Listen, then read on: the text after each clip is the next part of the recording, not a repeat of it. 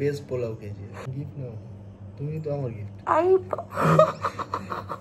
আজকে finally 11th of May, it's his birthday. সেই দোকানে আমি ফিশ ফ্রাই বিক্রি করলাম। মাটন তো ফুটছে, বাসন্তী পোলাও গন্ধ কিন্তু সেরা বেরোচ্ছে। ফিশটা ভুলে রেখেছি ব্লগের জন্য, আর এখানে মাটনটা অলরেডি আমি ম্যারিনেট করে রেখে দিয়েছি।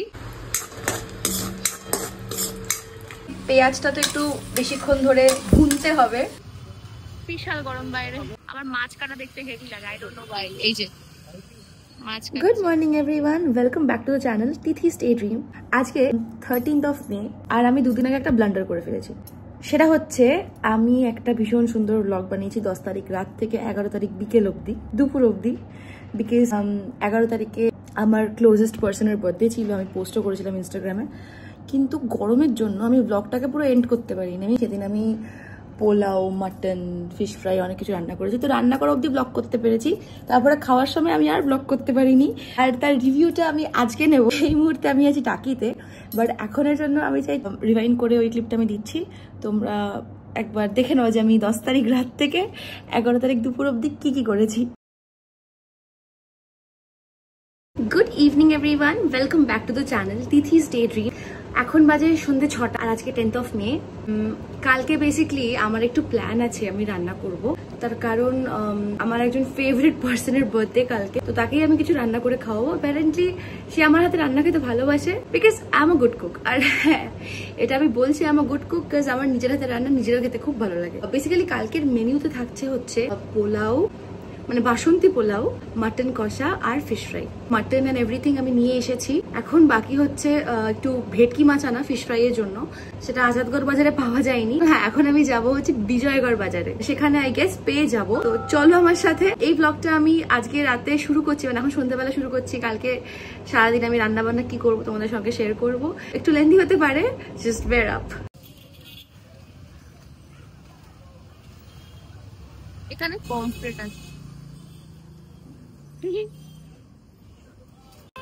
এবার ভেটকি মাছের ফিলে 4টে ফিশ ফ্রাই এর জন্য 200 টাকা। আমার মাছ কাটা দেখতে হেভি লাগে, আই ডোন্ট নো হোয়াই। এই যে মাছ কাটছে।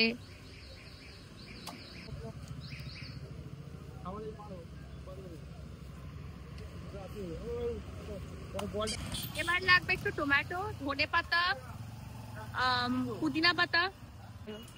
ওইদিকে যাওয়া যাক। মাছ নেওয়ার জন্য অনেকক্ষণ ওয়েট করতে হয়েছে।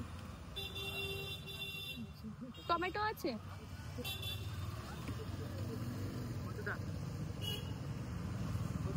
টমেটো দাও 500। কত? 100?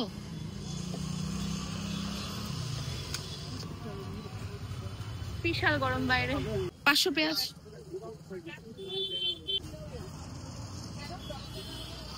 বাজারে ভীষণ গরম ছিল, তাই আমি ঠিক করে আর ব্লগ করতে পারিনি। এখন বাড়ি চলে এসেছি, রাতেই আমি মাটন ম্যারিনেট করে রেখে দেবো, ফিশ ফ্রাই এরও সবকিছু বানিয়ে রাখবো, কারণ যাতে কাল সকাল আমার একটু তাড়াতাড়ি হয়ে যায়। বিকজ কালকে আমি ওর জন্য রান্না করে ও খেয়ে দেন, আমি আবার যাবো টাকিতে। বেশ কালকে একটু বিজি ডে, মানে কালকে সানডে 11th of May। আজকে থেকেই টুকটাক করে প্রিপারেশন রেডি করে তোমাদেরকে দেখাচ্ছি কি রেডি করলাম। হ্যাঁ, আচ্ছা, এখানে মাছটাকে আমি ম্যারিনেট করে আজ নাইট রেখে দেবো ফ্রিজের মধ্যে। ফ্রিজটা খুলে রেখেছি ব্লগের জন্য। আর এখানে মাটনটা অলরেডি আমি ম্যারিনেট করে রেখে দিয়েছি, যাতে সকালবেলা কাজ করতে অনেকটা ইজি হয়। যেটা বলছিলাম তোমাদেরকে দেখাবো। কি দিতে লাগে তোমরা সবাই জানাবে, নতুন করে টিউটোরিয়াল দেবো না। ঘুম থেকে উঠে গেছি, সকাল হয়ে গেছে। আজকে finally 11th of May, it's his birthday. এখন অনেক কাজবাজ আছে, আমি ঠিক করে ব্লগ হয়তো করতে পারবো না, একার হাতে সবকিছু সামলাতে হবে। এখন বানাতে হবে হচ্ছে আমাকে মাটনের জন্য একটা পাউডার, ওই ঘরে বানানো পাউডার, ওরকম একটা বানাবো। আর এছাড়া হচ্ছে পেঁয়াজ কাটতে হবে অ্যান্ড চালটাকে প্রিপেয়ার করতে হবে। বেশি টাইম নেই, একটু পরেই আমাকে দুপুরের লাঞ্চ, যেহেতু চেষ্টা করবো 2টোর মধ্যে করে দেওয়ার। এখন বাজে কটা? 10টা। তো চলো কাজ শুরু করা যাক। রান্না বান্না নিয়ে আমি টিউটোরিয়াল দেবো না, because I think I am the last one যে রান্না করছে। সবাই এখন কুকিং জানোই, চারিদিকে ইউটিউবে এত কুকিং চ্যানেল, তো কুকিং করা is not a big deal. আমার হাতে রান্না খেতে ভালো হয় আর আমি রান্না করতে ভালোবাসি। নিজের লাইফের আমার ফ্রি দিনে আমি কি করি সেটাও বলতে পারো। ওপস ফোটা পড়ে গেল যে আমি যেদিন ফ্রি থাকি, ঘরে থাকি, সেদিন আমি রান্না করি, নিজের জন্য করি। কিন্তু হ্যাঁ, আজকে তার জন্মদিন, মানে আমার সেই মানুষটার জন্মদিন, তাই আজকে আমি ওকে করে খাওয়াবো। আর ও আমার হাতে রান্না খেতে ভালোবাসে। এখানে আমি একটা মশলা ভেজে নিচ্ছি গ্রাইন্ড করার আগে, এটা মাটনে যাবে।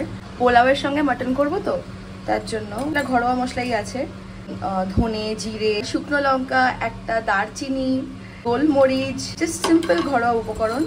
গরম, তার মধ্যে কিচেনে তো অবভিয়াসলি কিছু প্যান বেশি নেই, একার হাতে সবকিছু করাটা একটু চাপের। এখানে পেঁয়াজ ভাজছি আর মাটন রাখা আছে রাতেরটা। এরপরে আমি পোলাওয়ের জন্য গোবিন্দভোগ চালটাকে ম্যারিনেট করবো। এদিকে আরেকটা বয়লারও আছে, মানে পোলাওটা বসিয়ে দেবো। পোলাও করতে বেশিক্ষণ লাগবেও না। পেঁয়াজটা তো একটু বেশিক্ষণ ধরে ভুনতে হবে। এখানে এই যে মশলাটা, এটা মাটনে যাবে। তো আমি দইয়ের মধ্যে, ফেটানো টক দইয়ের মধ্যে 2 চামচ যেই মশলাটা ভেজেছিলাম সেটাকে আমি এখন ফেটাতেও পারছি না এক হাতে ফোন ধরে। মশলা এদিকে ভালোই কষে গেছে, তেলও ছেড়ে দিয়েছে মশলা থেকে। এখন এর মধ্যে মাটনটা যাবে। মাটন বসিয়ে দিয়েছি আর এইদিকে আমি একটু জল গরম করতে দিয়েছি, এটা মাটনে যাবে। মাটন থেকে তেল ছাড়বে, তো অনেকটাই টাইম আছে। আমি তো মুখটা মুছলাম জামা দিয়ে। গরমকালে রান্না করা সত্যিই চাপের। মাটন থেকে বেশ ভালোই জল ছেড়েছে। আমি একটু গরম জল ব্যবহার করছি, এখন একটু নাড়াতে হবে। পোলাওটা বানাবো আমি গোবিন্দভোগ চালটাকে ভিজিয়ে এখন শুকাতে দিয়েছি। ওর মধ্যে যা যা ইনগ্রিডিয়েন্টস যাবে তোমাদেরকে আমি বলবো। মাটন তো ফুটছে, তেল গরম করেছি, তেলের মধ্যে গোটা গরম মশলা কিছু দিয়েছি। আপাতত এর মধ্যে যাবে হচ্ছে কাজু, যেটা এখানে রাখা।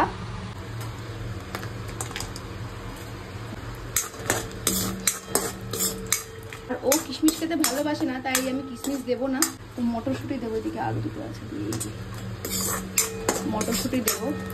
ওদিকে আমার রান্না বান্না কিন্তু সব ডান, পোলাও হয়ে গেছে, মাটনও হয়ে গেছে। আর এটা দেখতে কেমন একটা গোলবাড়ির কষা মাংসের মতো হয়েছে, বেশ মানে ইন্টারেস্টিং। কিন্তু আই হোপ ওর ভালো লাগবে, আর আমি জানি ওর ভালো লাগবে। স্নানটানও করে নিয়েছি, এইবার একটু ফ্রিলি তোমাদের সাথে কথা বলতে পারবো। আগের ফুটেজগুলো যখন নেওয়া হয়েছে, একার হাতে রান্না, ভ্লগ, কাটাকুটি সব সামলে, আমার মনে হয় না আমি পুরোপুরি সব কভার করতে পেরেছি। বাট এখন আমি তোমাদেরকে দেখাবো পোলাওটা আর মাটনটা কেমন দেখতে হয়েছে। এইদিকে আছে পোলাও, বাসন্তী পোলাও, গন্ধ কিন্তু সেরা বেরোচ্ছে। বাসন্তী পোলাও, দাঁড়াও ভালো করে জুম করে দেখাই। আর ঝরঝরেও হয়েছে। আর এইদিকে আছে হচ্ছে দ্য শো স্টিলার মাটন, বেশ ভুনা ভুনা টাইপসই হয়েছে। আমি এখনো কড়াইতেই ঢাকা দিয়ে রেখে দিয়েছি মাটন আর পোলাও দুটোকেই। দেখে কিন্তু বেশ ভালো লাগছে, এটা খেতেও খুব টেস্টি হয়েছে আই গেস। এখানে দেখতে পাচ্ছ 5টা ফিশ ফ্রাই রেডি করে রেখেছি, ব্রেড ক্রামস দিয়ে একদম সব করে রেখেছি রাতের বেলায়। এটা অনেকদিনই কিন্তু ফ্রিজে স্টোর করে রাখা যাবে, বাট আমি ভাবছি এটা বানিয়েই ফেলবো আজকে, বিকজ দেখে বেশ লোভ লাগছে আমার।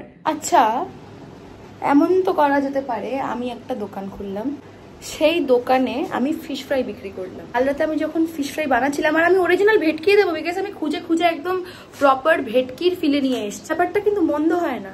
50 টাকা করে যদি আমি বিক্রি করি, সরি 50 টাকা আমার কস্টই হবে, তাই আমি যদি ওটা 100 টাকায় বিক্রি করি, 120 টাকায় বিক্রি করি, আপনজনের ফিশ ফ্রাইয়ের দাম করে। ঠিক আছে, আমি মার্কেটে ঘেটে তারপরে দোকান নিয়ে বসবো। এদিকে ফিশ ফ্রাই ভাজছি, লাস্ট ওয়ান।